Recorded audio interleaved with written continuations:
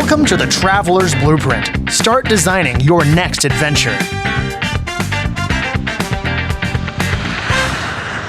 Welcome to TB Community. I am Elliot Shibley, and here with me, as always, is the serendipitous Robert DeMena.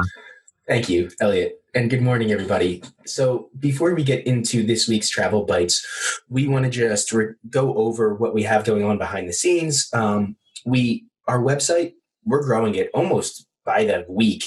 We're really focusing on creating a new newsletter. Well, we did create a new newsletter, and if you sign up for the newsletter, you receive a cheat sheet that provides you with brief information on the various tools and options online that you can use to plan your trip.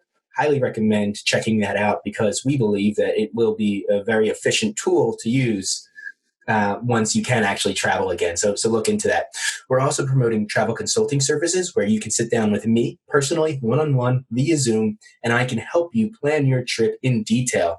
It's something that is new to the Traveler's Blueprint, and we are really looking forward to connecting with you, our listeners, and helping you plan your trips. I mean, that's really what we got into this whole business for, and we're looking forward to growing that. We're actually creating right now travel blueprint tutorial videos. Try to say that 10 times. Yeah, it's very easy to say. So those are in production, and they're essentially going to be a scaled back version of the consulting services. They're going to be 5 15-minute videos that sort of bring to light the essential parts of the tools that we use to plan our trips. So look for those to be on our website in the future. We're actually creating a travel workbook and ebook that will further break this down into great detail, how to plan your trip. And the workbook will actually set you up with the template that you can use to create the perfect itinerary for your trip abroad. So a lot going on behind the scenes today, and we're really looking forward to helping you plan your trip. In addition to that, we've started a brand new podcast series called the Travel Roundtable series, where we're going to sit down with which actually just aired on Friday. Right. The very first episode came out on Friday, and that was with COVID and travel. We sat down with Joshua Biggers of Biggers World, Kirsty and Christine of On Airplane Mode, and Palumi of Black Constoogie. So each month, we're going to have a brand new panel and a brand new topic. And the point of this is to really bring light the diversity of the travel community. You know, the reason most of us travel is because we enjoy the diversity of the planet, whether it's through the environment, through the culture, through the food, through meeting new people, whatever it may be. So this podcast series is going to explore that a bit deeper than we have been on our main podcast line. So look for that. Right now, we're going to start producing those once a month, and we really hope you enjoy them. Let us know. Give us some feedback, whether it's through YouTube or Instagram or whatever. And our next topic is actually going to be on cultural appropriation. Yeah, cultural appropriation, cultural diversity, and we have a really good panel. I'm really excited for that one. So lastly, before we get into this month's Travel Bites, just if you're listening to this and you enjoy what you hear, check us out on our social media platforms, Instagram, Facebook, and YouTube. We end up posting clips of this podcast. We end up posting pictures provided to us by our guests. So if you want something to add to the podcast you heard, you can now go to those social media outlets and engage with our guests, engage with us, and actually see the pictures that sort of wrap the conversation together really nicely. And it's a great way to communicate with us. Last but not least, I thought that was the last one. Did I say that? Did I say this last one? This is actually the last one. I'm sorry. We have a lot going on. We've been taking full advantage of our quarantine time. So absolutely. Last but not least, coming very soon to the Traveler's Blueprint platform is our very own Philadelphia tour guide. Keshler is going to be listed on our website. He's a Philly local, and he has incredible guides tours in Philadelphia and the surrounding area, from food to culture to history. He's an incredible guy. He was on our podcast. We haven't released it yet, but you will now be able to book tours with him directly through the Traveler's Blueprint. So look for that in the very near future, and there will be updates once these things are all up and running. Thank you for letting me go through my spiel. After that long-winded introduction, let's actually get into the meat of it. So this week's Travel Bites, we will be discussing the new Netflix series with Zac Efron, Down to Earth. We'll be talking about airplane travel and immunity passports, so essentially temperature checking and virus testing. And then we will be getting into international travel spots that U.S. citizens are able to go to, along with certain state restrictions if you're looking at interstate travel.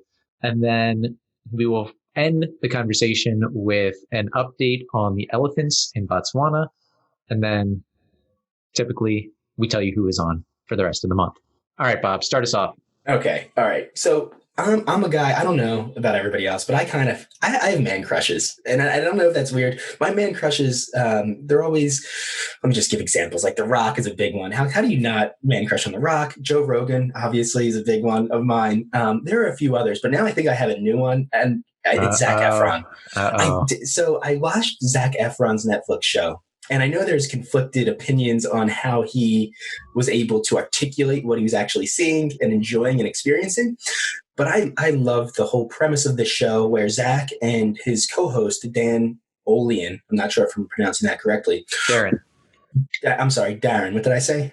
Dan, I'm sorry. Darren Olian traveled the world and really sought out sustainable technology and while simultaneously seeking out healthy food, but sustainably grown and produced healthy food. Which I think kind of goes hand in hand. It seems intricately tied. The premise of the show is great. Now, Darren sort of is the mastermind behind it. This is his life's work. And Zac Efron read his book or heard Darren on a podcast, and through that reached out to Darren to say, what you're doing is great. I'm going to be a part of it. And Zach brought the celebrity to the show, the face of the show, and really I think it helped it take off, because I don't know if Darren would have been able to blow the top off of Netflix without his help. So I know there's a lot of critics, and you were one of them, and I've read countless articles now where people are like, Zach, this broy white privileged man is trying to tell us what to eat and what about the environment. And yeah, I get it, but he's doing it. And we're learning about the environment and sustainability. Right. How many people watched that show because Zac Efron was on it, and how great it was because of that. But the countries they visited and the places they visited were incredible. We actually went to one. They went to Lima, Peru. I haven't gotten there yet. It's like the second to last one, but from geothermal energy innovations in Iceland, sustainable farming in Costa Rica, which I think you're really going to enjoy as having spent time on a sustainable farm in Costa Rica. They went to an ayahuasca retreat in Iguitos, Peru, which we didn't go to Iguitos, but no. And I should say they didn't actually do ayahuasca. They did other healing methods, whatever you want to call them. They tried other stuff out. They didn't get into the psychoactives there, which it would have been incredible to see Zac Efron on ayahuasca in the jungles of Peru. And they also met with centenarians, and I believe I pronounced that correctly, in Sardinia. And centenarian is a person who lives to 100 years old. So this is something that I read about in National Geographic maybe a few months back, but there are these blue zones throughout the world where people in high population live to 100 or older. And there's now studies on their diets and why they live that old. What they found in Sardinia is that it's a high vegetable and high carb diet, which blows the lid off of what we in the United States consider the great diet, which is always high protein, maybe high monosaturated and polyunsaturated fats, and high vegetable intake. We kind of tell people to lower sugar consumption and carbohydrates in general. Well, I think it is important to differentiate between sugars and carbs, because there are healthy carbs, and refined sugar is not one of them. There are healthy carbs, right? And I mean, I eat a ton of fruit, but since I've watched that episode, I've always liked to experiment with dieting and seeing how my body takes to different diets. And so I've actually ramped back my protein intake and increased my sugar intake with carbohydrates and healthy breads. Like I've increased lentils and chickpeas and things like that. Sprout grain bread is equal bread is my go-to. I mean, a lot of those legumes don't have sugar. It's just fiber and complex carbs. But I've increased fruit significantly. Like I'm eating a ton of fruit, more fruit than I've ever eaten in my life. And what I'm finding now is that it's way more sustainable. I'm satiated throughout my day, and I don't find myself getting the urge to cheat with crappy food. Whereas when I decreased my carbohydrate consumption and I was eating a high protein, high fat diet, I still would get sugar cravings throughout the day. And so not that we're going to get into dieting or anything. I know. But I think it's really interesting, the whole blue zone and the centenarians, because while diet is a very important part of living to that age, I think there are many other factors such as access to healthy community. Again, I'm going to bring up outliers because Malcolm Gladwell talks about centenarianism and how a certain community, it's actually in Pennsylvania, and it's a little Italian enclave that almost everyone there lives to over 100. Yeah, there's pockets. There's one in California. There's one in Pennsylvania. There's one in Sardinia, Italy. I believe there's one in Asia somewhere, like Southeast Asia.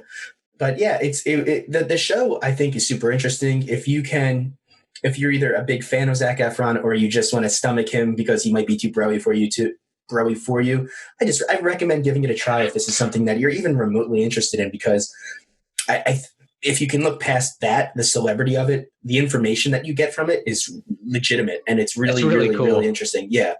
So that's it. That's my man crush of the day. Go on, Elliot. It changes every day. So our second article is about being able to get on planes, and will you be denied after a temperature check? So some airlines are like Frontier next month is going to be doing a temperature check before you board the plane. And if you have a temperature over 100.4 degrees, you will not fly. And they will help you book a flight 2 weeks later, but you will not be able to fly that day. Right. And so this is really interesting because this is everybody's question in their mind. Once you are able to travel, what will it be like? And it's still, there's so many unknowns. And the major takeaway for me from this article was that these airlines don't really want to be responsible for doing this. They're not equipped or experienced to hire healthcare professionals.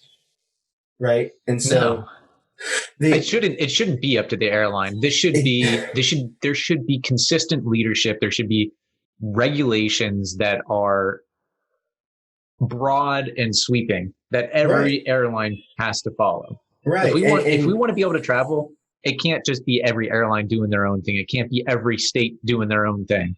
How confusing would that be? No, we need to come together. Absolutely. I mean, so Delta's CEO said last month that passengers may be required to carry an immunity passport in the future. But again, I think that's just speculation at this point because there's still just so much unknown. But how would that be different than going into like Tanzania? When I went to Tanzania, I had to have 3 immunities prior to being able to enter the country. And I had to keep it. I still have it in my passport.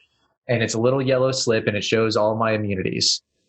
Yeah, that's interesting. No, you know what? I didn't really think of that. You already need to get vaccinations to travel to certain countries. So how would this be any different? This is just one more. That's a really good point because I'll show you. I found it. What did you find? Oh man, we're gonna have some dead air here. Elliot just jumped up. Oh, you actually have it in your passport. It's in my passport, yeah. And it's like pasted in there, so you can't take it out. I find it interesting that you have your passport within arm's reach. You can't read that, can you? No, you can't really read it. No. That's right. So what does it say? It says International Certificate of Vaccination or Prophylaxis, the World Health Organization. And then it's got a list of your vaccinations in there. That's pretty cool. So, so then there's no reason to not believe that that's going to happen with COVID-19. Yep. So, yeah, I mean, it's actually quite long. Whoa. So you can fill it out completely. So I haven't been anywhere that's required that. I've got like yellow fever, and I've got typhoid and polio. Those are the ones that I had to have listed. So, I mean, things that we are contemplating after reading this article are, how confusing will it be if each airline has its own screening procedures? And are airlines experienced to institute these health screenings, or will this create an industry of healthcare professionals working hand in hand with an airline? But at the end of this, what do we need? And that's consistent leadership and regulation. And that's going to bring us right into our next article. Yeah. And that is that major airlines have asked for a joint coronavirus testing program so that travel may resume between the United States and Europe. And so the owners of British Airways and the United Airlines are among the carriers that have signed a letter to the U.S. and European leaders. So EU. EU, yes, as the acronym goes. So um, they realize that they're not equipped to do this, and it seems like they by no means want this responsibility, as they should not have it. I don't know. It's got to go this way, right? I can't imagine not having a common procedure and throwing people into a mix where you have to do something different if you're flying Spirit, different depending on where you're going. Ultimately deter people because it'll be too confusing. Right, yeah. People aren't going to want to travel if they have to do an extra layer of research just to be able to board a flight.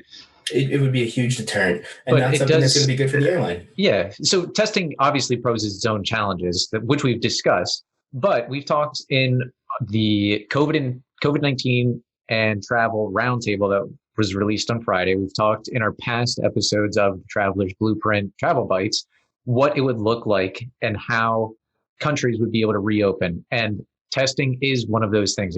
If you are able to test, you can open the market up between the United States and Europe again, and people would be able to travel relatively easily, maybe not as easy as before, but you could still have those tourism dollars going into each country.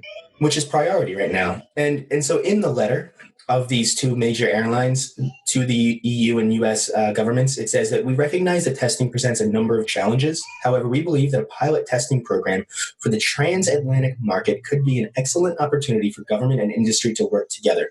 So we'll see what happens. I don't know how ready our governments are going to be to just jump in and work together on this. I don't know if that's in the cards over the next month or two. It's a lot of money, and that's the biggest driving factor for a lot that we have going on in both the United States and Europe. So I think the money will be the biggest enticement to get our countries to actually work hand in hand and get this figured out. So as we talk about traveling internationally, we have a list of countries that Americans are allowed to travel to, and this is as of July 31st. And this list is updated fairly regularly, and it is brought to us by the Points Guy. So we'll provide the link on our website if you want to continue to check it out. So I'll go through the first few. I think there's 26 total. I'll list the first 13. Bob will go through the last 13. We've got Antigua and Barbados and Barbuda, not Barbados. Aruba. The Bahamas was listed, but then it turns out that if you fly to the Bahamas via a commercial airline, you won't be able to fly via a commercial airline. You can only go via private jets or private boat. All right.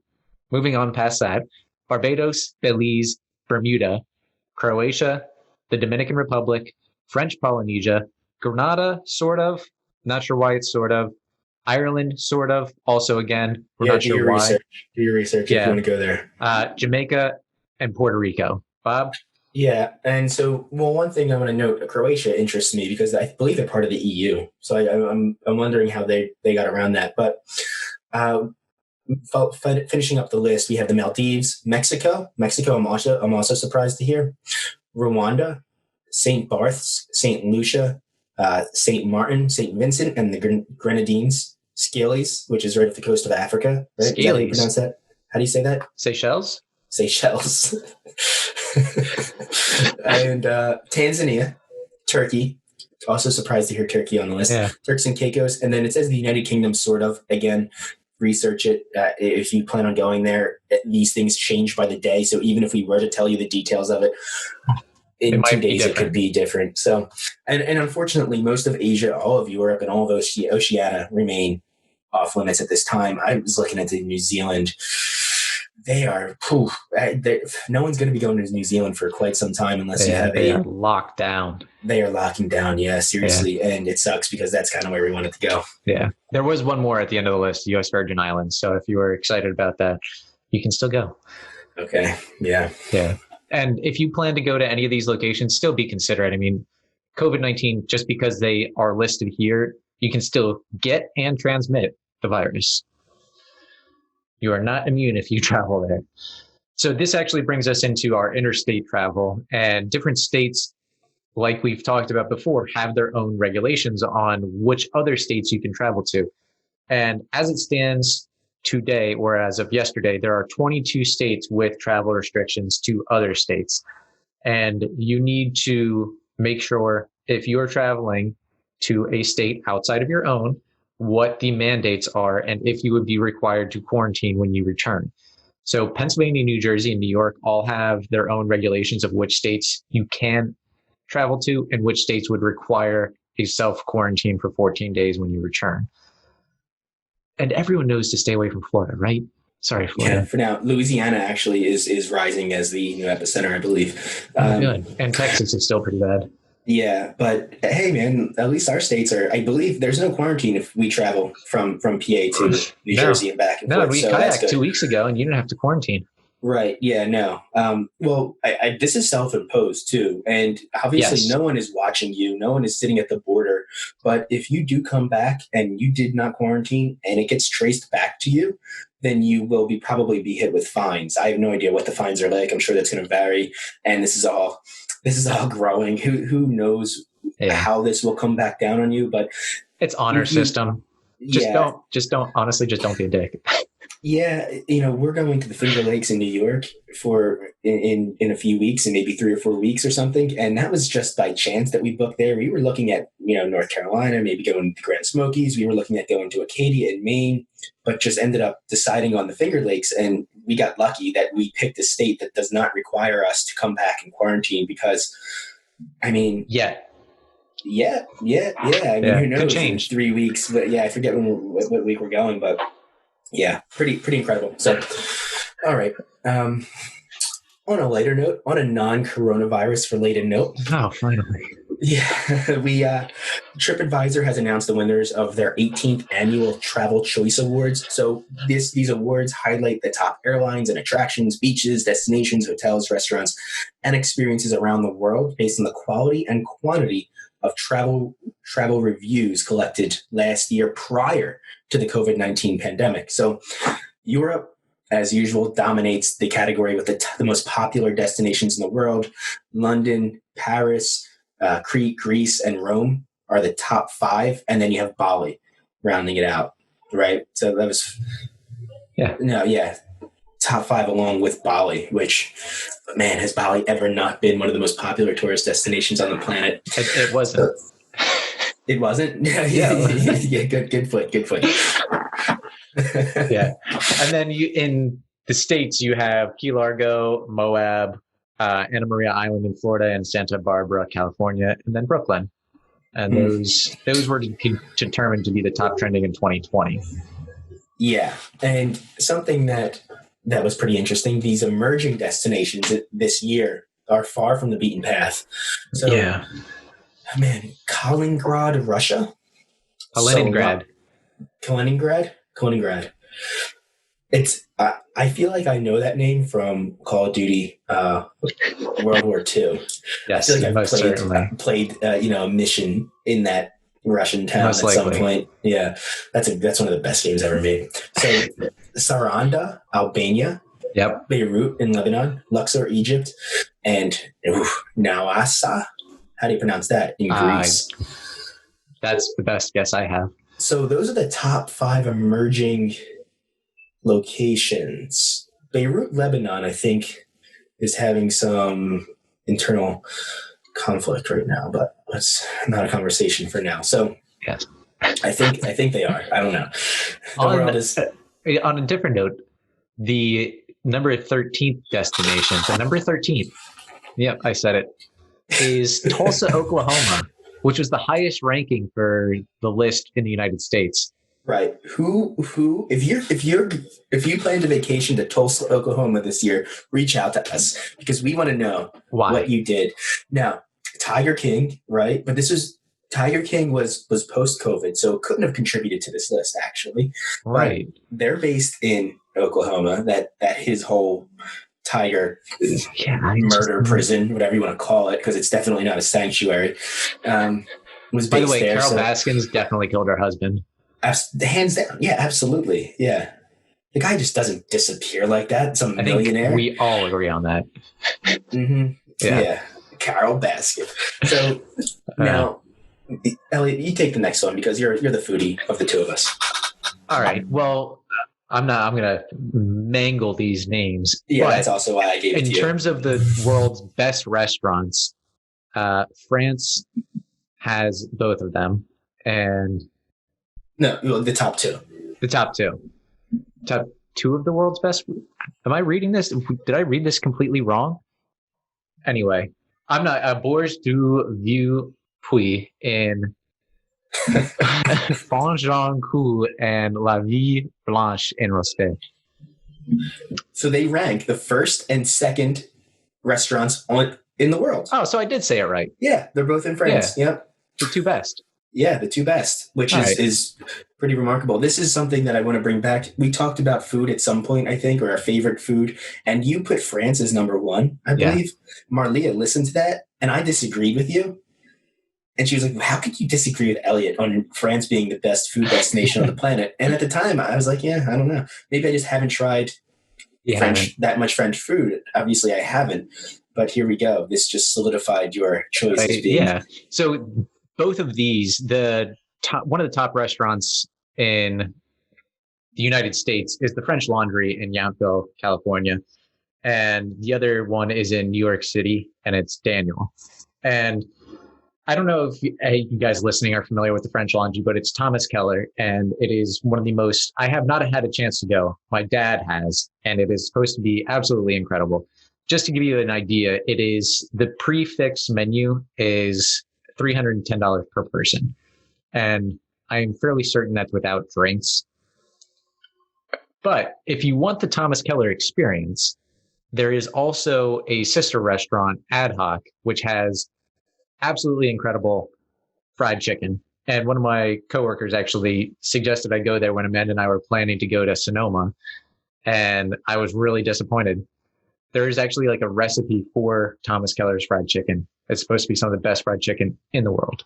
Interesting. Yeah. I guess you'll have to go whenever you do make it out there. Yeah. Maybe we'll just drive.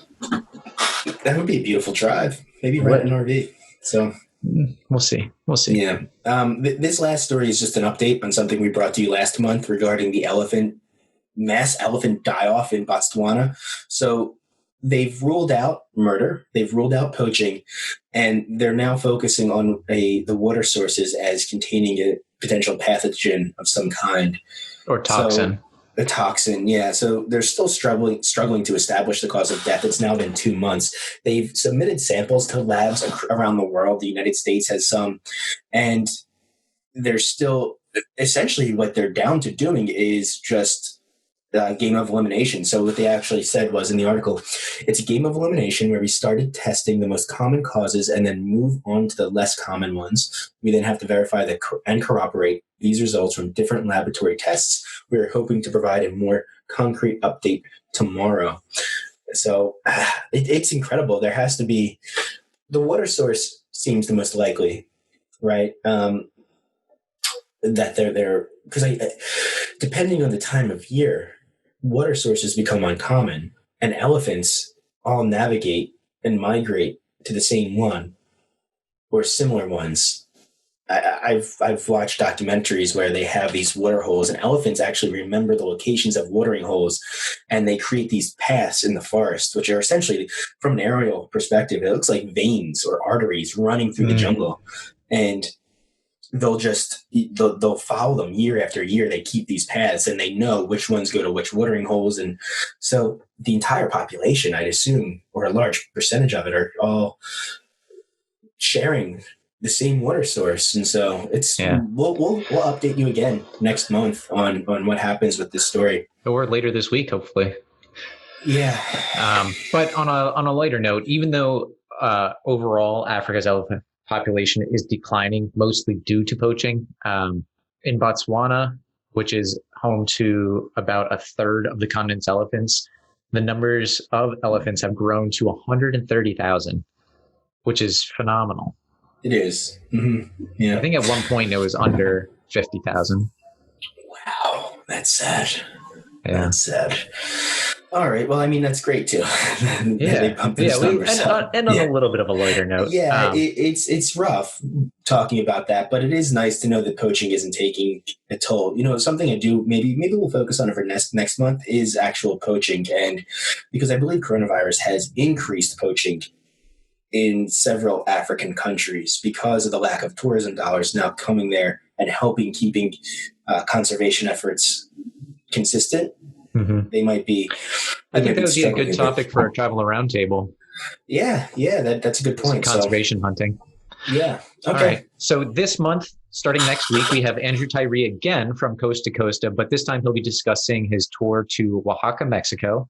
And then the next two are actually two that Bob did earlier this year on his own. One is with Igor Scampion. Did I say that right? Scampion, behind the scenes of Venice. And then Brandon Shaw, who is the Roman guy, tours. And this was when, Bob was supposed to be going to Italy still. Yeah. This was, we recorded these, and I still thought I was going to be going. Yeah, no, I think it was maybe after that. But yeah, we still thought we were going to be going. But both of them, what we've tried to do is ignore coronavirus in our main podcast line to make these episodes timeless. So the one on Venice is an incredible conversation about what to do behind the scenes. We don't even really touch up on the main tourist attractions, but we really focus on the inner waterways and the alleyways and really how to explore Venice in a more authentic, off the beaten path way, which is what Igor focuses on. And then Brandon Shaw, the Roman guy, he's the co-founder of the Roman Guy, which is an incredibly large Italian tour company, but they've spread throughout Europe now, and I think even the United States. And that one, again, focused on what to do in Rome.